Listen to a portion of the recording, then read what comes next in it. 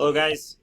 So this assignment will have you outlining your research paper, paper 3, and it's pretty easy to do. It's going to be pretty similar to how we did it last time when we were outlining before.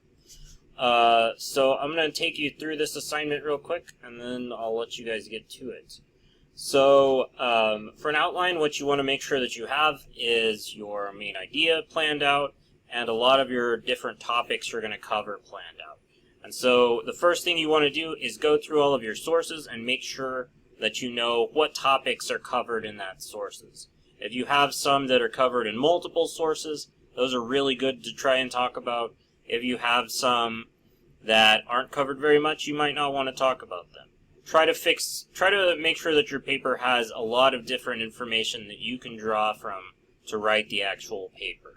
And once you've figured out what your main topics are that are covered in your articles, then you can go about writing your paper.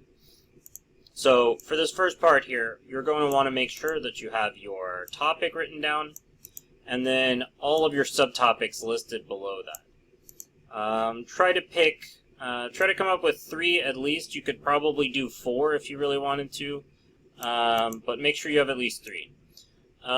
These will become the main points of your paper. Only pick ones that your sources will only pick ones from your sources. Only picking ones from your sources will ensure that you only use points that you can find support for. Ooh. All right. So my topic here that I have for this paper I'm pretending to write, standardized testing is bad for students. And then I have my reasons listed below that. Teaching to the test is a practice that happens a lot. How it's not designed for people with language issues and disabilities. How it can make socioeconomic problems worse. So those are 3 bad things about standardized tests. And in this paper, I'll just be talking about mostly those. So, in this next one, write a thesis statement and 3 to 4 topic sentences based on the subjects that you found for evidence. So I'm just going to take these and I'm going to turn them into complete sentences. For my thesis statement, I'm going to take my topic here. I'm going to say standardized testing. Standardized tests have negative effects on students by promoting teaching to the test, by hurting people with language issues and disabilities, and from low socioeconomic backgrounds. So that's these 3 things, and this thing combined together into one sentence. That's my thesis statement.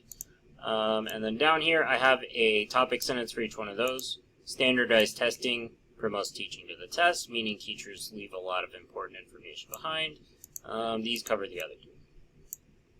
Finally, down here, I'm going to use that evidence that I got when I was skimming through my articles during our research phase, and I'm going to insert that wherever it's appropriate. So, to go with my topic sentences, I'm going to add the evidence, and then eventually I'll form those into complete paragraphs. So here, standardized testing unfairly hurts people from low socioeconomic backgrounds. And then I have this piece of information that I found.